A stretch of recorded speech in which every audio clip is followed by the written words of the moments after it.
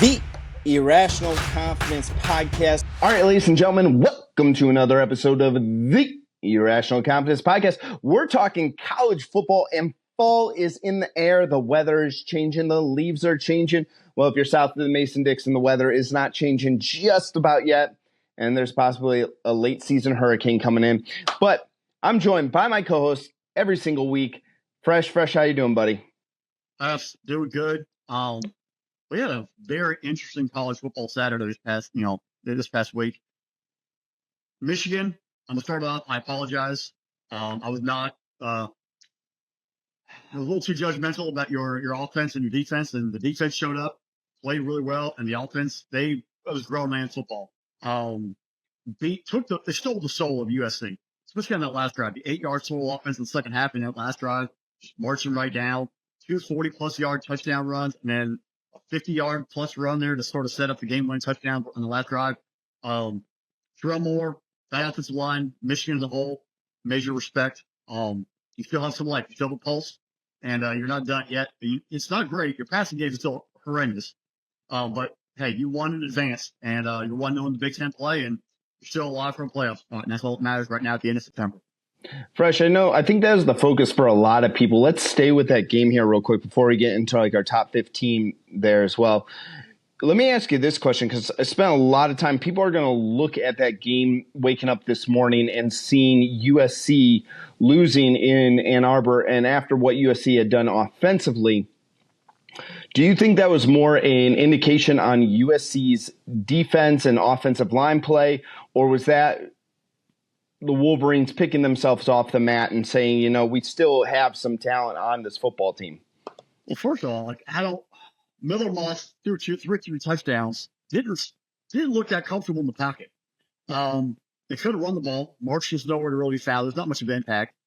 At the passing game, he threw 3 touchdowns, but it didn't seem like they were truly attacking that Michigan defense. It was a lot of short, and even like the last couple plays, the guy ran this 4th down route short of the first down marker. But what's the point? You might as well just spike the ball to the ground and just walk off the field.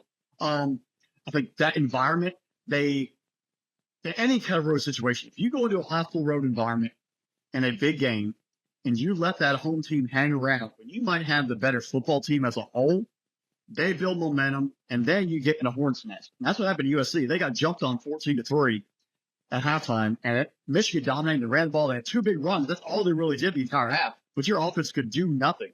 Miller Moss looked confused. Receivers weren't there. Well, Lincoln Riley looked like he was coaching scared. They had a terrible field position. Michigan did a great job punting and pinning him inside the 10 a lot. But Lincoln Riley looked like he was kind of coaching scared. So Lincoln Riley, we know, is fast-paced, tempo, push the ball downfield. Did not see that at all. Completely different. Our LSU's defense is not Michigan's defense, but the way they attacked LSU's defense in the opening week in Vegas was completely different. That looked like the USC. Lincoln Riley I think he got conservative, which is not his mantra, not who he really is, not his MO. Defensively, outside those the 3 runs, the 2 40-plus yard touchdowns, which were just not containing the gap, not tackling, and that last one that sort of set up the last drive, which is 50-plus. Those 3 plays you take them away. They played fantastic, but the problem is they didn't play every play that way. They didn't tackle. They weren't physical the last scrimmage on every single play. They got lazy, they got tired, and they got beat. And that's what it is. Your offense, USC is still going to be an offensive-centric football team. If they weren't able to put points up at a consistent rate, they put the pressure on the defense to lock it down. They had to rely on some fluky turnovers there from Michigan to even stay in the ballgame. It has to be worried about USC going forward as a playoff quality team. They might make the playoffs, but they're going to play a better team, and they're going to get punched in the mouth. They're not going to be able to recover. Fresh, I really get the feeling, and I've been thinking about this all night, because we watched that game together. I think Lincoln Riley is a whack-a-mole coach. And I go back to my days when I was a young youth at like a Chuck E. Cheese or a Fun Spot, whatever the place was, or at Cedar Point, playing the whack-a-mole game. And I think Lincoln Riley is the same type of thing. He comes in as this great offensive mind. You talk about all the guys that have won a Heisman under his tutelage at the quarterback position. But he focuses on that side of the ball, but he's always having a different problem jump up at him. So last couple of years, it's been the defense. And the defense played well in that game. Again, Michigan's offense is still a work in progress. We saw a sign of life out of them. They weren't sitting there lying on the mat, twitching, like kind of foaming at the mouth at this point. They've kind of picked themselves back up. But I think Lincoln Riley did address the defense in the offseason. But instead of, when you address one thing, are you able to keep everything else together? And I think the trade-off that's happened is the offensive line play was so unbelievably bad for USC. You take a look at how many sacks they had. You take a look at, though, how many times Miller Moss wound up on his back in that game. Like, he might not have gotten sacked. He might have gotten the ball away. But how many times he was having to pick himself off the grass. And, yes, the Wolverines have a good line up front. They got a couple of NFL talented guys there at the defensive tackle position. And they're going to create havoc for most offensive lines. But it seemed like USC was inept. And what I'm worried about for Lincoln Riley, because I think Lincoln Riley is a good football coach. Great and elite, definitely not. But I think he's a good football coach, a guy that you'd want to lead your program if you are like a tier B team, maybe. But I'm worried that he addressed one area and that problem with the offensive line has popped up and that he's going to have to hit that down but what's the trade-off going to be? So he hits that one down, and as all of a sudden he's losing on the skill position players. I think I saw, correct me if I'm wrong, someone out there in YouTube world or podcast world, 2-6 in his last 8 versus ranked opponents, and one of those would be LSU, where they won by their chin. That isn't exactly inspiration for me. I think we all got fooled by the way they looked versus LSU, and we all got fooled by the way that they looked in their Utah State game after that, and that LSU bouncing back for South Carolina. Like, all right, hey, they shut down that offense. Maybe they're a good defense. We fell for it. And Michigan was, I think, the other way. We saw how good Texas is, and maybe Michigan's better than we thought, even though they looked lifeless. And not having Colts of Loveland in this ball game, we kind of thought, all right, where's your kids on the ball? Davis Warren last week was horrendous. Maybe Michigan's bad. You know what? They played their style. And I think the NFL is perfect way. Just win the game. Al Davis said, just win, baby. Michigan just went out and won the football game. It didn't have to be pretty. They don't have to do what they have to do. Like, all right, Georgia won 13-12 versus Kentucky. Michigan wins the game. Missouri survives in double overtime. I think we get too much caught up in, man, they look really good, or man, they look crap. Do they have a W or an L next to the record right now? Right. I think we're going to start seeing, we talked about earlier, we kind of, I think, took ourselves back from it. Wins and losses matter now more than the eye test. Just survive and advance, keep going. And then if you get lucky enough to make the 12-team playoff, I don't care at that point. It just means, did you win? You have more points for the opponent. Right. All right, Fresh, let's go to our top 15 for the week after week number 4. Where you got this? Because I was all over the place. Again, teams on buys. We have that middle tier losing games, but some of those were ranked losses. I'm very intrigued to see how you kind of structured. I think our top like 7 or 8 is going to be similar, different order maybe, but same teams. Texas number 1 still. I still have Georgia Texas 1 too. Ohio State's at 3. I'm really interested now. Ohio State's getting into a Big Ten play. They're going to have some games coming up. We're going to start seeing bigger tests from them. Tennessee locked in at number 4. I was very impressed with their defense versus Oklahoma. All right, granted, Oklahoma's offensive line is horrendous, and Jackson Arnold's not very good. But Tennessee's not been known for the defense in a long time. If you listen to the broadcast, they started talking about guys from the past. Well, they haven't had a player there in a while. They started showing up. They were hitting people. They were playing coverage. Offense didn't score as much as I thought they were going to score, but they played a complementary football, which shows me they've progressed their job cycle a little bit. Miami at 5. They had a little blip early versus USF, but they just came out of a tear in the second half and just blew them away. Alabama at 6. USF showing life against 2 ranked teams makes me kind of figure, all right, Alabama and the way they dominated Wisconsin, they're still there. Utah at 7. Going into Oklahoma State, winning that ball game with a backup quarterback of that Cam Rising, show me that it's Kyle Whittingham. It's an organizational thing. And the way the Big 12 is looking right now, they might have just take their claim to the top spot and sort of, they can just take care of business and move all the way to the title game in Dallas. Ole Miss at 8. You have not really shown me that dominant effort. Georgia Southern, whatever, Wake Forest, Ole Miss. We'll see what happens when you make that trip to Baton Rouge, and then we'll start really truly judging you, because I'm not seeing a consistent just drubbing of opponents like you should have. Oregon at 9, excuse me. Louisville at 10, solid win over Georgia Tech. Penn State at 11. It was Penn State, guys. Come on. Right. Clemson at 12. The way that they've looked versus App State, Wow. the way they looked versus NC State, they have shown growth. Because if you watch this game, they were just beating them. They were beating the junk out of them. It was all in the first half. It was not garbage time points. They were putting up points early and beating the trash out of people. So they're pretty solid. Michigan, if you have a passing game, your offense still needs to give me something consistently. I have you at 13, USC at 14. Iowa State is in 15. I dropped Missouri out of my top 15. Missouri has looked like Rutgers Boston College. They should have lost versus Vanderbilt. Missouri's no longer a top 15 in my team. So top 15 team in my opinion. Iowa State Cyclones and Coach Matt Campbell up to 15. That means they're losing next week, just the way it is.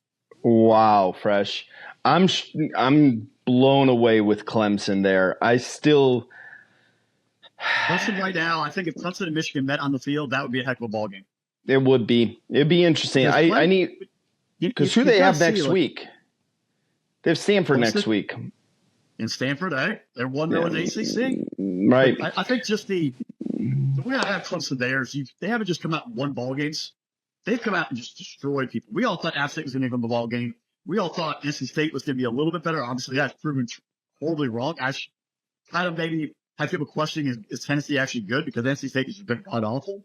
But you're beating teams the way Ole Miss and Missouri should be beating teams. You're putting up 50-plus points. You're putting up 40-plus in the first half, having 20-point leads. This is not the Clemson that we've seen the past few years under Dabo. And Jake Clemson doing it with his legs and his arms, the defense playing well. They've shown momentum where that opening loss where they got drilled by Georgia, they could have packed it in. They could have gotten whooped up on, really struggled through. They have responded, and I think that's where the inspiration point got me going. See, the thing I have a problem with Clemson is still that they were supposed to have a really good defense this year, and their defense has not put in that type of performance. The offense is way better than we expected it to be, especially after week one. I'm worried that Clemson is early season fool's gold. I really am worried that it's fool's gold because I've yet to see them go up against an offense outside of week one versus Georgia where they go up against an offense that can match them point for point. And see, that's the thing I'm thinking about. Like you bring up a good point 40 with to them 10 at halftime or something like that. Doesn't mean they went points and point. They drubbed them.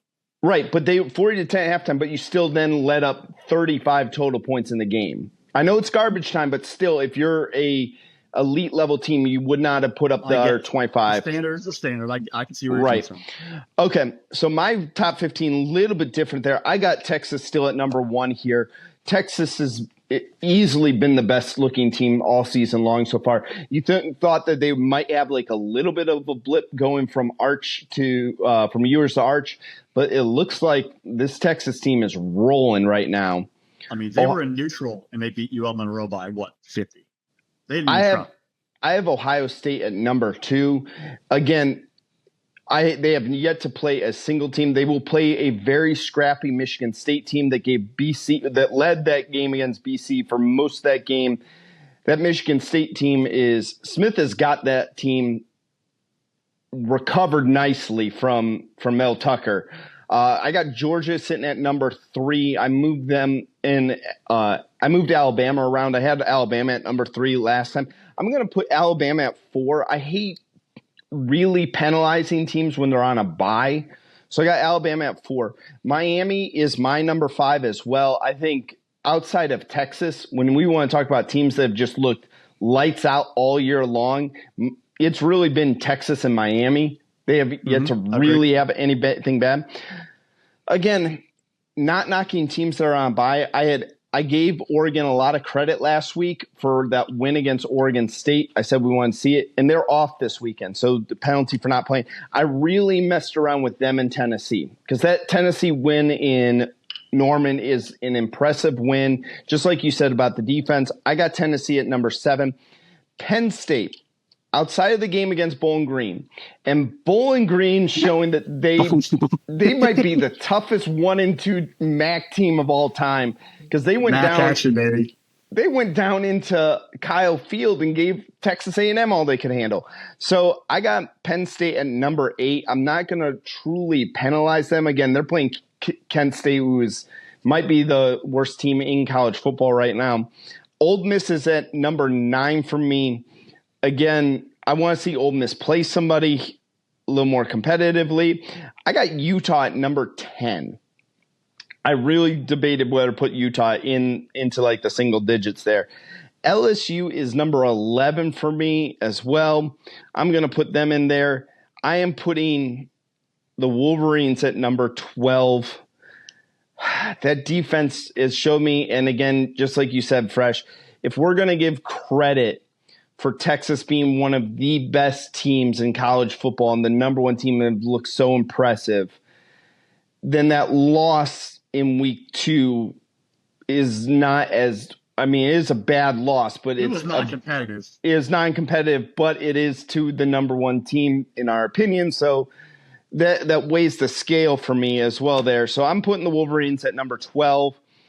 I messed around with this one a lot. I'm going to put, just because Utah was such a good team, and I think Utah is the class of the Big 12, this was really difficult, but I'm going to put OK State at number 13, even with the loss to Utah, because, again, I put some respect in Kyle Whittingham and the Utes name. Iowa State is number 14 for me. I am jumping Matt Campbell's Cyclones all the way up to number 14 right now. And number 15, I put Notre Dame in at number 15. I moved them up as well. Riley Leonard had a ball game for him. I did the same thing as you. I am completely appalled by Missouri. I was actively rooting for Missouri to lose last night. I think this Missouri Tigers team is a joke, man. Like they're getting the benefit for all the stuff they do. They win games, but they have not looked good in their wins. Yeah, they're just sleepwalking. I'm reading a lot of their clippings because hey, top 10s, they're coasting in the playoffs, close to the SEC championship game. They have no competition really. One game, I give you one game as a bump. But when you start seeing consistent efforts of you sort of walking through, you're not taking Vanderbilt seriously, you didn't take Boston College seriously, you're one, but you can't play like that versus Alabama or versus Georgia or versus Tennessee or versus LSU or versus Ole Miss, Texas. I think even if they had to play Oklahoma, which they do later on in the year, then Oklahoma's defense might actually get a couple turnovers and take them into scores. They might win just because the defense can score touchdowns. There's got Brady Cook and Luther Burden, Weiss. They have the players. The running game's out there. The offensive line struggled. The defense obviously feeling the effects of their DC going to LSU. Not that he's really fixed the problem at LSU yet, but that loss of that scheme and a lot of those guys getting drafted, they were a veteran football team. I think we all kind of we forgot or just ignored the fact that they lost 2 starting corners. They lost some linebackers, they lost pass rush, lost defensive line. That structure of that depth is now gone. They have not replaced that to be as dominant as they were last year. Will that hurt them down the stretch? We'll see. So we're about 25% of the season's done at this point right now, Fresh. Painful. And it is painful because we look so much forward to this whole season and being in season for us. Let me ask you this question. Do you feel that there's been teams that have been in the top 25? And again, we don't think very highly of the AP poll at all.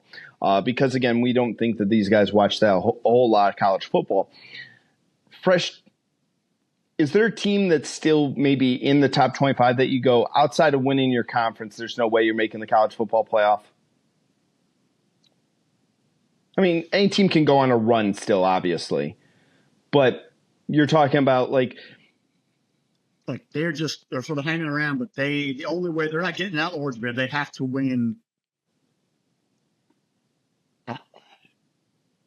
I'm looking at the Big 12 and the ACC because I'm really starting to say the ACC is the only way. I think Miami, Clemson.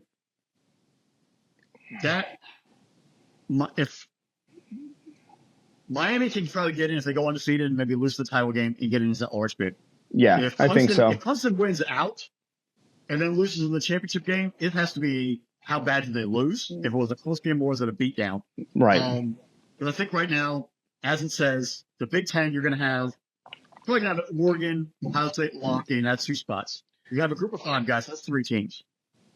Probably champion has to be 4. Penn State, maybe. Penn State if they hang around. I think Penn State, I think that mantra, we've seen this nonsense before. Do we really want to put them in? They would have to win out. That means they have to beat Oregon. And they have to beat Ohio State, or at least win one of those 2 games. They don't have Oregon on their schedule. They only have Ohio State. Well, that's right. They do. I thought they had. They have USC. They got to go out to USC. Against them. And they have Wisconsin. Yeah. Right. But they're going to have to overcome some of those games and win. They got Illinois this week. It's a ranked matchup. The last time I think Illinois made a trip to Happy Valley and beat them, 15-12 or something like that in triple overtime. It was a horrible game. Where's the real Penn State? That's going to be, I think, it's going to linger in people's mind of, do they actually win impressive? Are they actually truly a caliber football team against, better competition? Michigan, I think, helped their case a lot. If they went out and they lose to Ohio State, that's 2 losses, 10-2.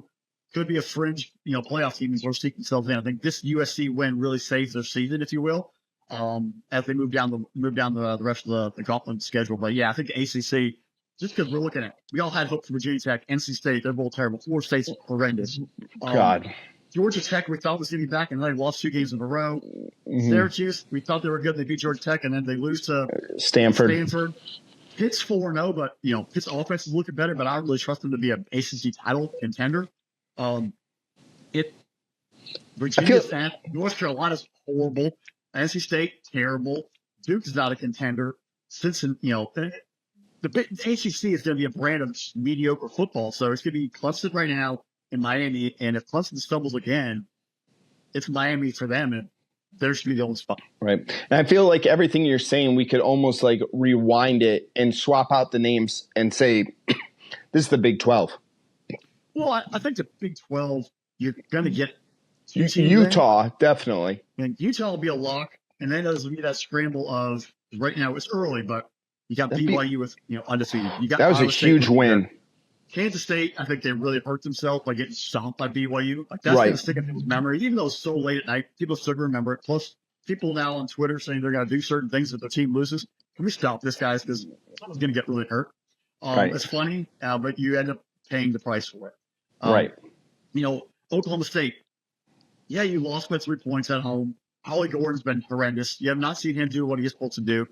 Returning all those players, the 2 starting receivers, your quarterback, the offensive line, the linebackers.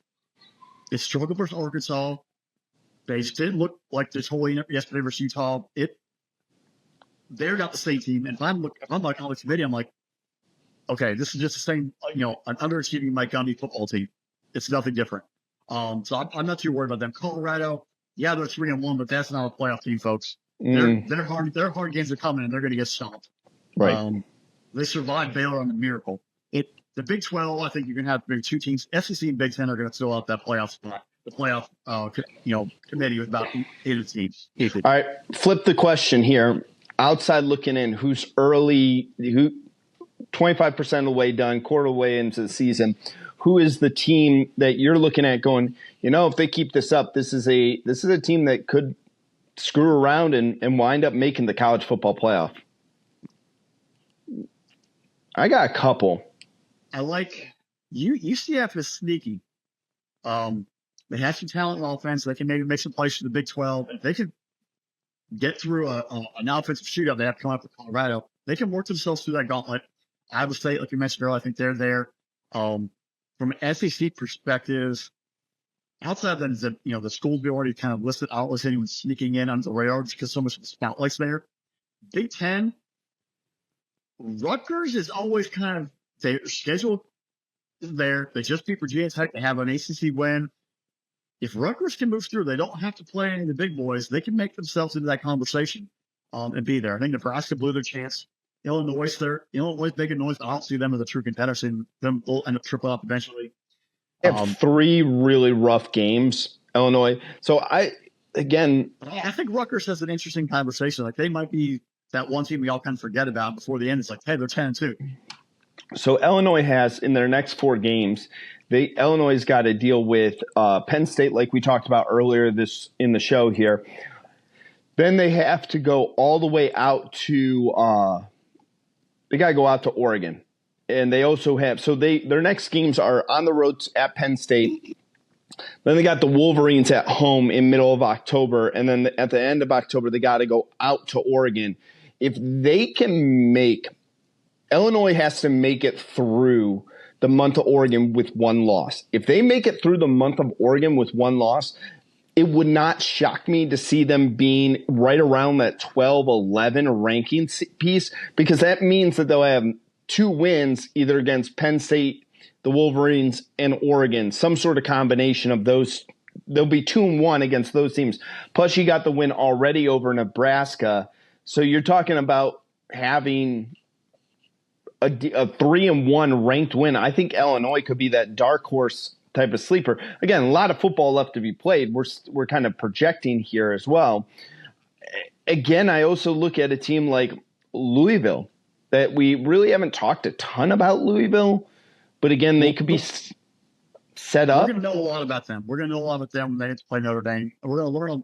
Notre Dame's probably going to try to save their playoff hopes versus the Louisville in that Louisville game next week. So that's going to be is the Shaw how the Shaw the offense that guy starts flowing, or are they just beating up a team they're supposed to beat up and they're not an elite quality team? Right. Notre Dame is an amazing defense. How are they going to be able to navigate that path? That's going to be very interesting to watch. Right. So, all right, Fresh, who's your offensive player of the week? Oof. Speaking of, we talked about playoff teams. In Group of 5, we always want to see who the contender is, and we had a lot of high hopes from Memphis. But Memphis could not stop the midshipmen, especially Navy quarterback Blake Horvath. 9 for 12, 192, 2 touchdown passes, 12 carries, 211 yards rushing, 4 touchdowns as Navy took down Memphis. And I mean, that's a serious. They still could win the ACC. They still could have one loss and make the playoff. But that's a huge win for Navy and a huge dent to their resume for Memphis, especially if you're going and beating Florida State the week before. You kind of had that high and low. Just like Buffalo taking into Northern Illinois. You call it a big win, and then you just have that immediate letdown. A great job by Horvath and the midshipmen pulling that one off. Fresh, my offensive player of the week is what happened over in Chapel Hill. Alonzo Barnett III accounts for 487 yards of total offense, 388 in the air, another 99 on the ground. The dude accounts for not 1, not 2, 7 touchdowns in a game. 7 touchdowns against North Carolina. And we had our conversation going, is it time for Mack Brown to call it a career? I don't know. He was my offensive player of the week. And James Madison's 3-0 now too. So first off, have you seen the meme where it's like Anakin Skywalker and Padme / Queen Amidala, like the left, right. And it's like, we scored 50 points. And she's like, but we won, right? And it shows his face. And she's like, but we won. That's North Carolina. They scored 50 and they lost by 20. It was 70-50. It was like a basketball game. Right. It's impressive though by JMU. Their coach leaves, their quarterback leaves. A lot of guys just make their moves after having a great year there, last year. And they're still playing hard, taking care of business, and moving through. North Carolina, Mack Brown, you've got to go. You've got to be done. Ever since you arrived on campus, you've recruited well, and you've gotten worse every year. Sam Howell, Drake May. It's just, I mean, look, North Carolina is a solid recruiting spot for football talent. Georgia recruits there, Alabama recruits there. Teams all across the nation come in North Carolina and recruit elite 4-star, some 5-star talent, and take them other places. Why hasn't Carolina been able to do it? You're the flagship university. You got the Jordan brand. Why can't you win? It's terrible. You've rotated defensive coordinators. You've rotated offensive coordinators. Nothing clicks consistently. Mack, it's time. It's time for you to go. They've got to reinvigorate. I know they tried multiple experiments later. So Fedora was there. You bring back Mack, the nostalgia aspect, and he's going to get guys to play.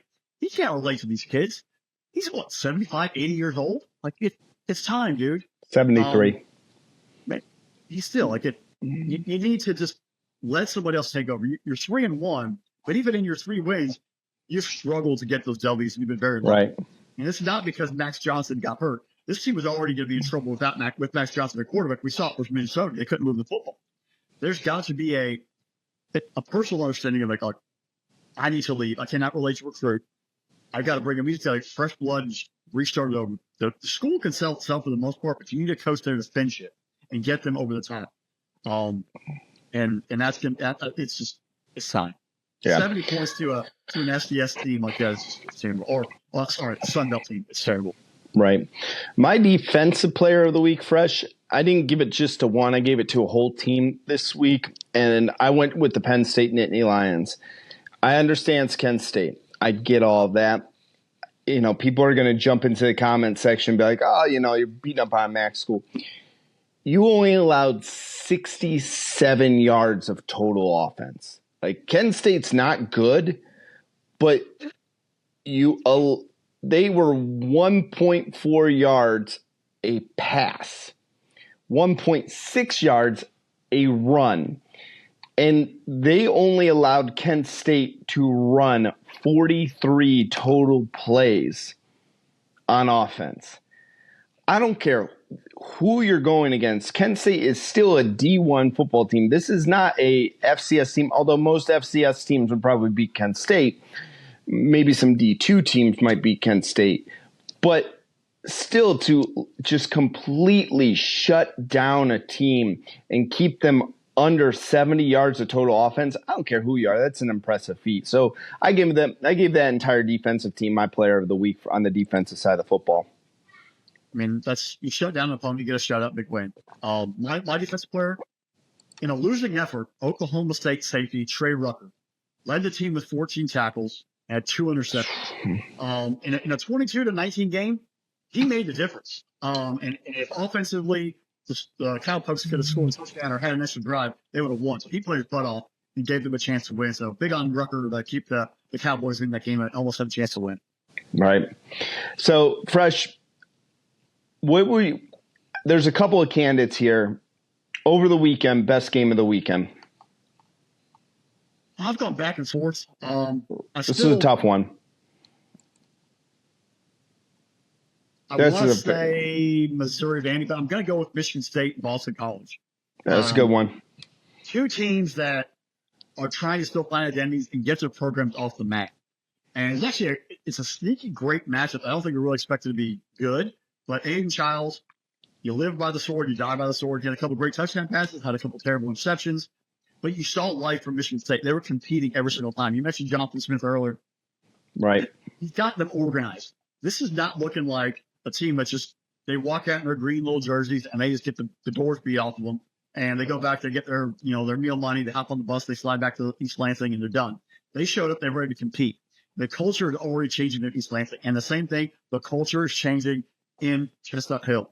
Bill O'Brien and that staff and that team, they found themselves, they're building up to, they got confidence, and they have come out and they competed every single game. They beat Florida State, as we know. They took Missouri to the brink. They beat Michigan State. If you just look at logos alone, you're like, Boston College beat Florida State and Michigan State, and they almost beat Missouri. That's a solid start to the season. Right. Can Castellanos and that team keep the momentum building? Can they start getting recruits that feed off of the energy that's right now in that Boston College program? Hey, we're competing, we're winning. We're not just being a doormat for anybody anymore. We have a legit football team up here. Start investing in coming up here. Kids from New Jersey, Western New York, Pennsylvania. You might get a couple of kids from Florida, but there's football hotbeds in the Northeast, in the Mid-Atlantic. Maryland has some kids. You start seeing that, Boston College is starting to win. They're a viable team. They're in the ACC. I see success. Bill O'Brien's been an NFL coach. I want to join that. Now, everyone has different reasons for going to school. When you start seeing wins being produced and effort being put on the field and traction, you want to be part of something growing and building. I think the South Michigan State, you're starting to see it grow, get back on the right track. Boston College, you're starting to see it grow. And that's going to hopefully see success for both these programs going forward. But the way they played that game all the way down to the very end was a lot of fun. Have you looked at Boston College's schedule coming up? I have not. All right, listen. This is their next 3 games. Home versus Western Kentucky. There's 4-1. At UVA, most likely another win, 5-1. At Vitech at night. Now that's going to be a tough one. Vitech at night is going to be their next challenge, but that's coming off of a bye.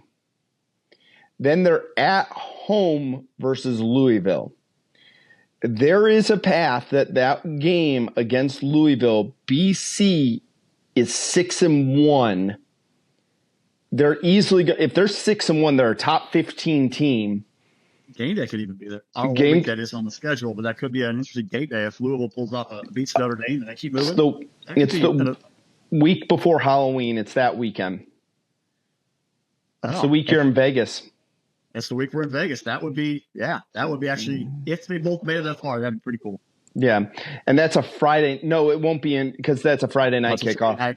Yeah. Okay. Then everyone scratch that idea. And then they're off Halloween weekend, and then they get Syracuse at home.